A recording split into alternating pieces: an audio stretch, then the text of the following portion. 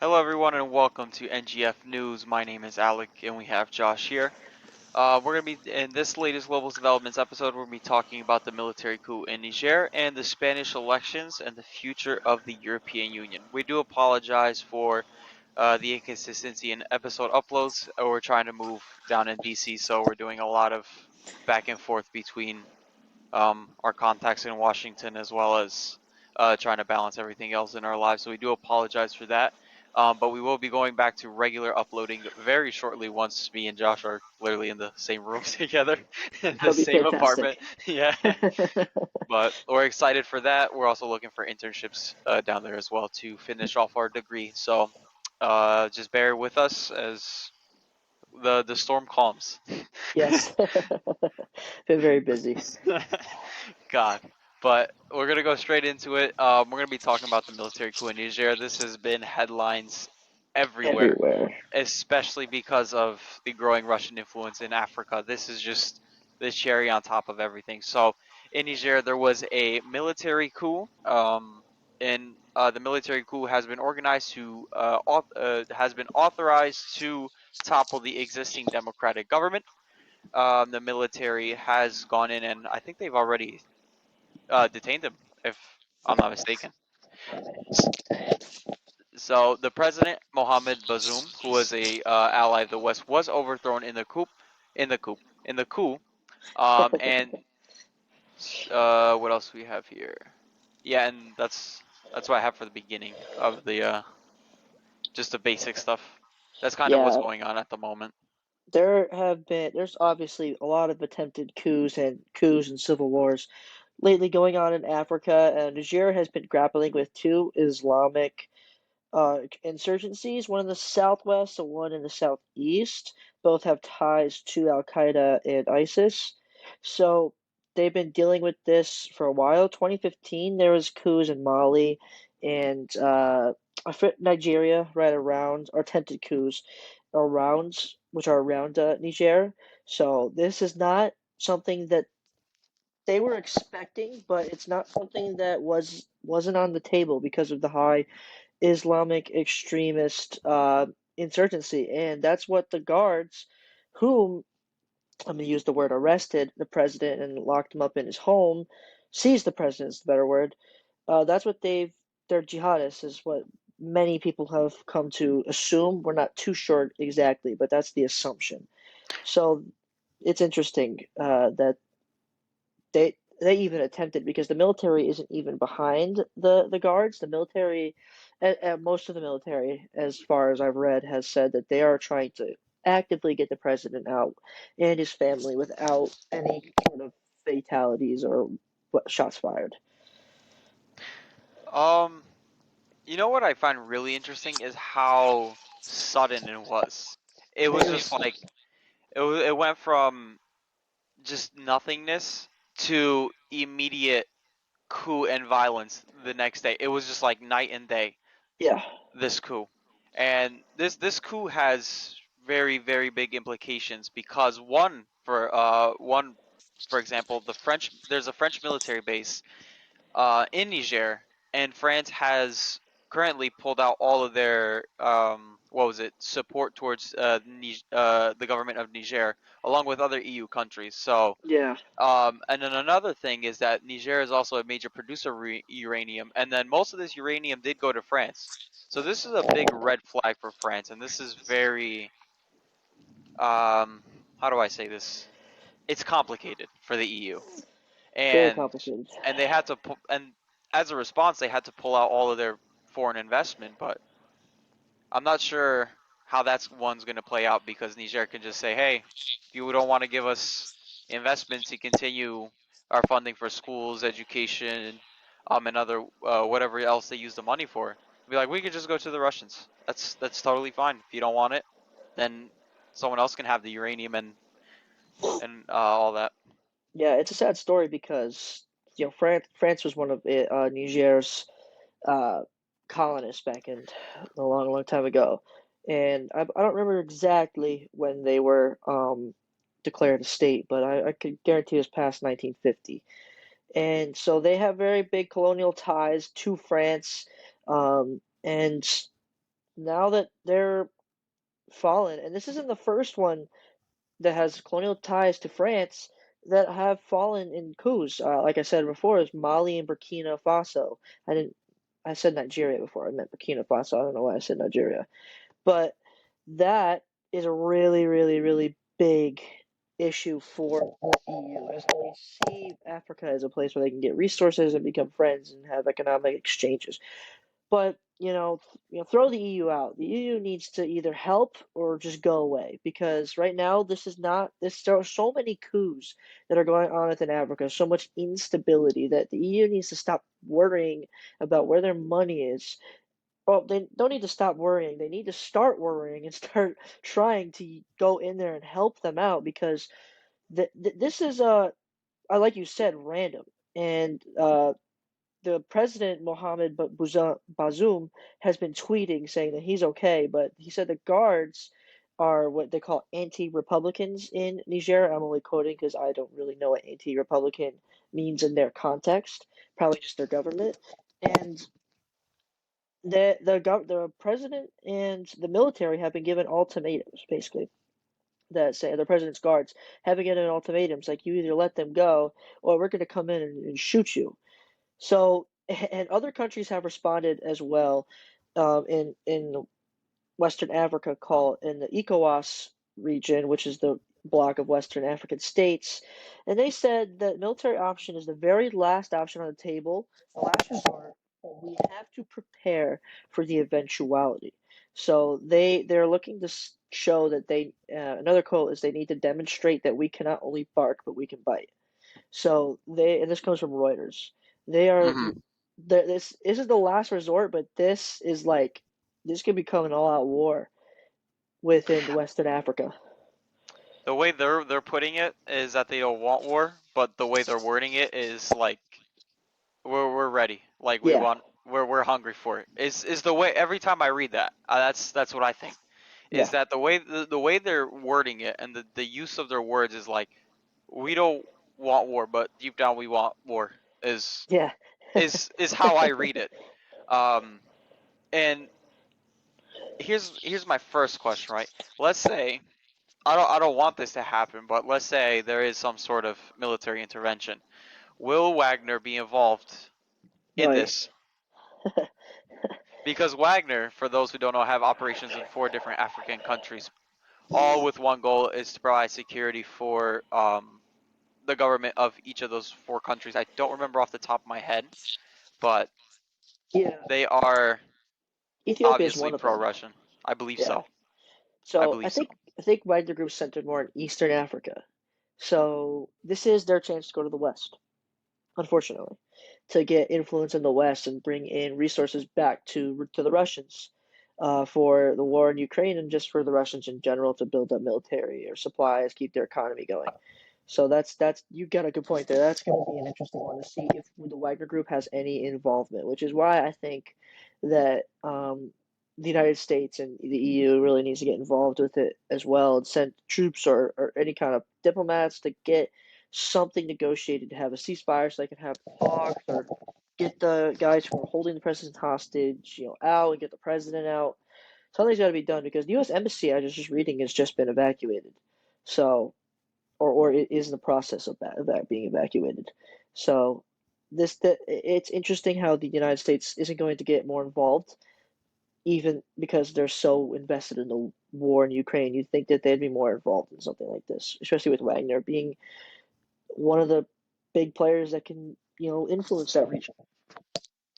I think my biggest surprise was how France's response was just, you know what, we're just gonna pull our money and Dip. resources and that's it. That's it. Exactly.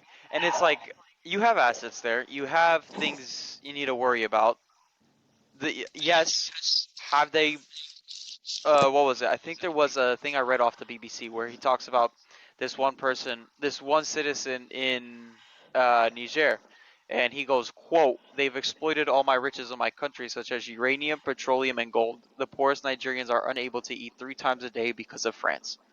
Now it's like you pulled out, and not only have you made it worse before, but you made it worse even more worse, if that makes sense. Like Yeah, you're not doing anything by just pulling out your money and resources. What they could have done is they could have said, okay, we understand where the pro-Russian sentiment is coming from. Yes, we might have messed up. Here's what we can do with you. They should have yeah, been the ones to take the step up and say, listen, we have done this, and we are going to fix this by doing this. We don't want you to go to the Russians because this. That's my opinion yeah. on all this. There's one thing that we need to take into account there, though. Elections for France. They're coming up next summer or the That is summer true. after. And if Macron gets himself involved in this situation, you know for a fact the far right's going to come out and be like, France is starting wars, Macron is a warmonger, and then all this thing's going to go up, and then Marine Le Pen, or Le Pen, is going to have more people to vote for her on the far right, um, which is what she is for people who don't agree to disagree. You know, they're I think she's probably the farthest right person running for office in a long time in Europe. And so this is fascinating because this is an election. This is coming up to an election cycle, so this is exactly why they're pulling out. It's Crap. politicized. Yeah, Goes down to politics at the end of the day. They always. don't want. Yeah, and that's a fair point. I didn't even take into account the French elections. Yeah. This is all just politics in the EU, and most of them are in their election phase right now. I think it was. Yep. I'm not sure which European countries exactly it was that they pulled out, but I know France was. I think. Germany said they pulled out of some of their investments. Oh, jeez. And there was one more country. I'm not. It's just the EU and France in general cut off financial support. So, and then the United States said we're going to do the same thing. But I understand, but I also think there could have been better ways to have mediated the situation. And my next question is how do we solve this? Are we just going to do what we did in Sudan and just leave it? Call a ceasefire and then say, okay, we did it. We did something. We did it. We solved the problem. Yeah. Um, here's what I don't understand because you said before that France has a military base within Niger. Why not use that strategically for the military and coordinate? The French military doesn't even need to fire shots. Just help coordinate, do recon missions to help get the president out and use politics to help establish and diplomats to help establish elections because this was their first, I think this was Niger's first since the 2011 coup actually democratically elected president. Like the election was apparently so fair that nobody was upset. But now, obviously, the Islamic extremists they don't want him in there because he's been fighting them. The president Buzama has been fighting them to try and protect his people, obviously. And so I don't understand why France doesn't use their strength, having that base strategically there to help fight or just help in any way they can to get the president out and stop this coup from happening. Because the Capitol, apparently, the day of, I'm not sure how it is now, but apparently the day the president was seized in the Capitol, everything was normal. Everyone was going to work, eating lunch, coming home from work, going to school, like it was a normal day. Nothing happened except that the That's president was locked up in his house. that's that's interesting. Yeah, so That I is. hope France gets more involved. I I don't want France to be involved in that way because you said you want. Well, not that you want, but you said that France should use their base as a way for recon missions and supplying information to Western countries or whoever, whatever group that backs Western powers. But I kind of want to go against that because I don't want that kind of because they're gonna the military coup is gonna see it as, oh, the French are gonna continue their exploitation of Niger. We must continue pressing forward with our coup. True. That's gonna be the direct response, and maybe they can do it covertly. But if it's found out, then they just then Russia will use it. as propaganda to say, oh, the West in Africa only care about their resources. Yeah. Please come to Russia. Yep. And but that's where ECOWAS is going to come in big play here. The West African states is they're going to. I think you're right. That is a good point. That they should just use the West African states as the bloc to help stop the coup because they are Almost like a there. proxy. Yeah, they have a military. Apparently, I didn't know that they have a military. They can use force. They can use diplomacy. They can use economics any way possible to help stop these people from holding the president hostage, to stop a coup from taking over the government. Because there is, as of recently, I remember reading this just came to my head that I think that the military leader is now, like the general, highest general is now the leader of the country at the moment, which is interesting. I read that the other day on the BBC on Instagram of all places. So that that is interesting, and that's where ECOWAS can come in handy. They can use that to negotiating power, or use military if need be, to help reestablish a nation that has had elected a president democratically. What I want to see more from the West is counter offering Russia in Africa in general, not in just Niger. Yeah, Russia just forgave Africa $260 billion worth in loans a to lot. a lot of money for different projects within Africa. Yeah, And this is exactly why we're going to lose our influence in Africa. And you might be thinking, well, Russia is probably not as exploitative as the West. They are, if not equally or more exploitative, because they use Wagner to collect gold and other precious metals. yep, For in return, they offer protection to African leaders and commit atrocities within the four countries that Wagner operates in. They are terrible. And Russian influence is going to be the next kind of problem with China, where China went in and said, here's all this money. We're going to build absolutely crap infrastructure, have it yeah, crumble on you, and now you're going to be in debt. It's going to be another one of those things where Russia is going to plunder Africa, while the West has offered money for different programs for Africa in return for resources, of course, because that's just how the diplomatic world works, anyways. Is I'll do this, you do that for me, and yeah, we'll be on our merry way. And I think we need something bigger. We need a bigger project. We need something that the current government in Niger, the one that is now dominated by the military coup, say, "Oh, what have we done?" We need something like that. We need an economic offer, a big, uh, how do I want to say this? A big package to an African country to kind of help them develop and kind of serve that as a model for, okay, we're missing out on this. We need to work with the West. yeah. I think that's a great point because what China has offered is infrastructure. Now, what Russia is offering is debt relief. If the United States can come in and offer their versions of debt relief and infrastructure to Africa, economic gains, trade relations, even normalize political ties between countries. We can offer obviously better in every category. We have such great infrastructure and plenty of different ways to build it. We have the best economy in the world, the largest market. We have natural resources out the wazoo, just as they do. So we can trade with them. We can invest in them. We can build them up economically, build up their infrastructure, and they can see that, wow, okay, this is the US, this is what they could do. Let's say no to China. Let's say no to Russia. Let's move to the United States. Then Europe can get involved, and it can become a whole thing where they just completely ignore Russia, China, and any other of the countries that are not giving them the best and at the moment. And they're tired of Russia and China. They really are.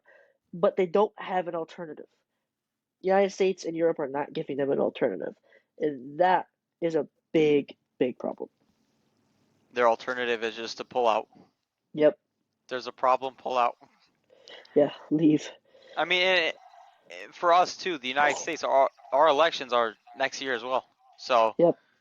they don't want the Biden administration definitely does not want any sort of involvement abroad, except when it comes to Ukraine.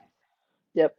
That's that's just how politics is. Unfortunately, we don't think of the smaller countries that need our support.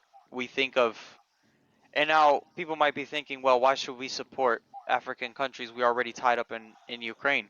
It's more of globalization and a return on investment. Your biggest return on investment for anything is going to be in Africa. Oh They yeah. have what the world needs to do all the things we want. But it's only fair to the Africans should we provide them all the resources they need, the education they need. I personally think we should have some sort of free movement. So where the African students can come into the United States or the EU, study, and then take all their knowledge that they learn and to go back Yeah. to build. I that's what I think. I think that's a hot take, but That would be great. I think it I would think. if you were to educate the youth on democratic values and principles and how to run a government, you wouldn't have had these coups. You won't have any issues. You would have everyone with one basic understanding of government. And of course, there should be opposition. We're going to teach them how to think differently, how to think, how to debate, how to be diplomatic, how everything Yeah. you need to run a government. I think it's only fair, and that's probably one of many different ways to solve these coups from happening again. Yeah. And fractured governments and fractured societies too. I think that that would help the youth being involved as their so they can help make the biggest changes. But if you don't have anything else, we can move on to the Spanish elections. Of course, yeah. Obviously, speaking of many, many different things that are going on within the world, Spanish elections was a very fascinating one. This is as of Sunday. I am not sure if there have been uh, a coalition that has come in to vote in a prime minister. I don't know if you've read anything about that yet. I have I not. think it's just their lower level of Congress, which is kind of like our version of the House of Reps. Yeah. I'm not sure, but I have the full election numbers here if you want me to. They've counted all the votes. Yep. So, yeah, there here it is. So 100% of the votes, lower house of parliament, with the majority going to the Conservative People's Party run by Alberto Núñez Feio. I think that's correct. So they have 136 of the votes slash seats. And then we have the POSC, which is Spanish Workers' Party. This was Pedro Sanchez. He is on the left party. And then Vox Party, which was the ultra nationalist party. They are very anti-immigration, so this is their far right. Yeah. Um, the People's Party is more of a center-right party, and then Vox is far right. And then you have the Sumar Party, which is their radical left with 31 votes, and then coming in with 7 is the Catalan Republic left. So another right Catalonia. swing. Oh yeah, another right swing in the European Union. We have Italy, we have Spain, we have Greece, some France might be Scandinavian. next. France could be next, and there's been talks of France going right, Except they're going especially. far right. I don't think they're gonna go far right, but they will be going some sort of right. But Yeah.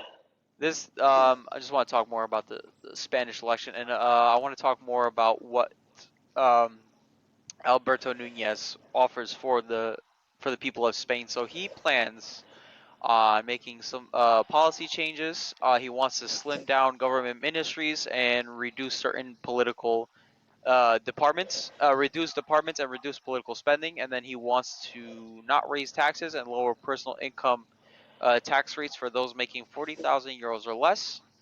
He wants to make tweaks to this to Spain's labor market, and he wants to reform transgender legislation to make it less accessible, and review Yep. the euthanasian laws.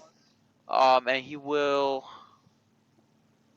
and that's kind of his big major policies that he wants to pursue while running Spain. Yeah, I guess that's yeah, prime minister. Yeah, so it's been interesting. So there's what 352 seats, I think, in total. 136 were won. So a majority needs 176 votes. So even with the right and the far right, there isn't enough votes to get a full party or one full coalition into government without going towards the other side or looking at Catalonia to be part of, to elect a new prime minister. So as of now, Pedro Sanchez is going to be the guy in power, unless the far right, the right, and other seats can go to get to that 176 mark. But this again, this is another show of what Europe is just trending. Is just going towards the right. They're becoming more conservative. They're becoming more what's the word? Nationalist. And this was the United States in 2016. And Donald Trump did not get a second term, but um, this is still a trend. Is that the right in the world is going to become more and more popular, and um, for good or for bad, we don't really know. It's nothing crazy. It's obviously going to go in waves over time, but this is the new trend in Europe, and I think it's very fascinating because Europe has always been fairly left-leaning. So the fact is that it's been going towards this right, and in some cases there is a big far right parties are getting much bigger. We can start seeing a little bit more trends in terms of immigration where they're going to be closed off in terms of, you know, their participation in the EU could be at stake for some countries. So this will be fascinating to see how further elections can maybe stabilize, destabilize Europe. We don't really know. I think it's going to be interesting. I think EU is just going to go right. I think they had enough. Well, the people I think had enough of left policies, and they want change. They want to change it up a bit. They want to see what they can do, especially with the economy right now. I mean, we're Yeah, recovering. U.S. is headed towards. I personally think that the U.S. has achieved a soft landing.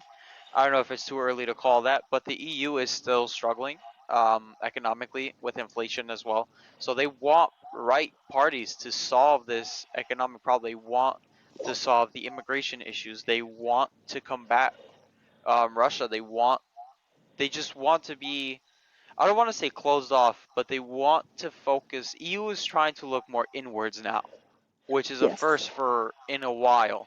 The EU has never looked inwards for a long time.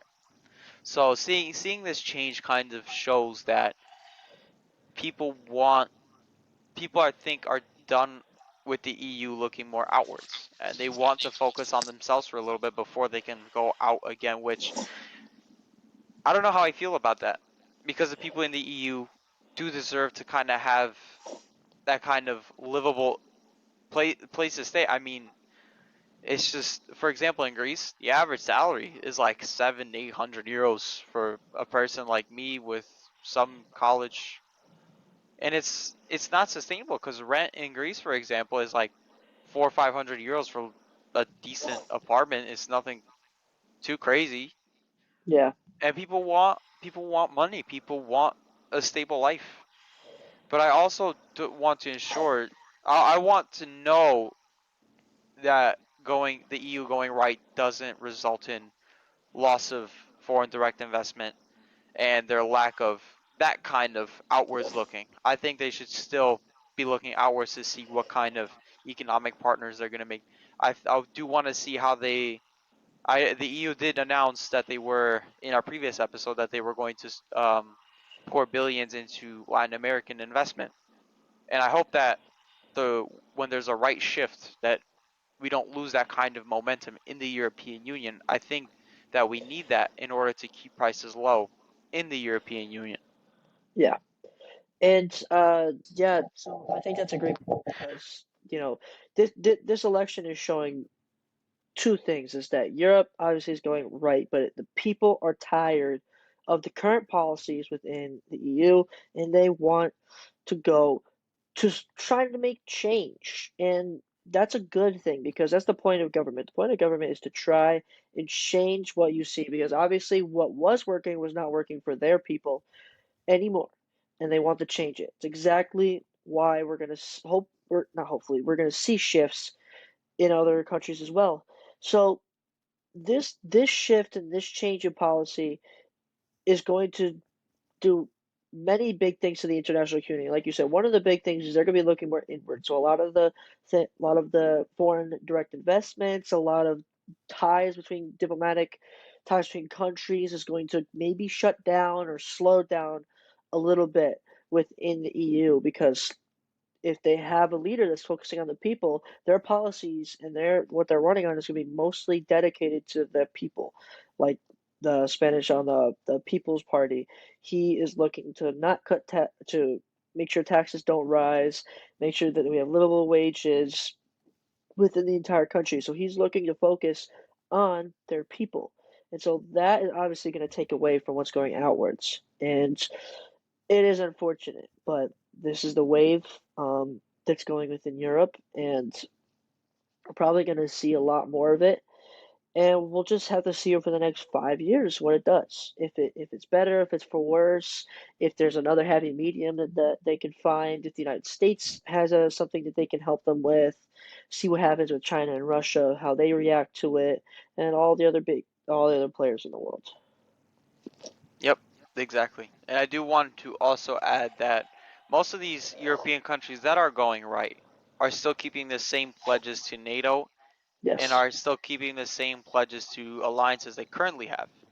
So they're not looking fully inwards, they're looking inwards to a certain extent. Yeah. So I do want to add that for those who are worried that a right might have complications within NATO because NATO is such an important part to European security, and it requires all countries in NATO to look outwards.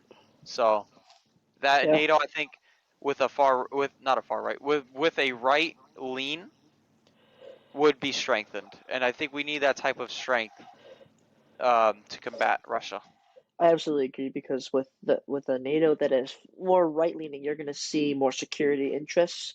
So it's going to secure the mainland of Europe, and the United States will obviously be a part of that, and Canada. So that'll be very. I think it'll also be beneficial if it is a more right leaning security based policy in NATO and within those individual countries. Exactly. So I don't have anything else to add to this, Josh, unless you no, do. I do No. not.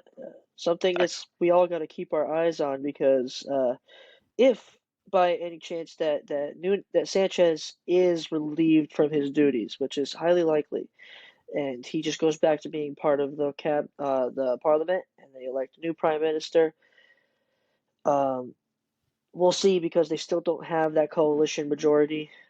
So the likely is that Sanchez is going to probably just keep his seat anyway, just because he's going to try and strike a deal with Mm, them, which is what happened in what was it, in 2019 with Theresa May in England. She was not the mm, ruling party anymore, but she struck a deal to stay prime minister. So I could see that happening again, so he could keep his power. And I think what that'll do is also create a balance. Is that well, they got a socialist leader for the left party in charge, but they have a right majority. And I think it'll create balance to where they can come up with compromises. And I think that's how all of Europe should look at it, I agree hopefully. fully. Yeah. But thank you everyone for watching, listening, wherever you are, YouTube, Spotify.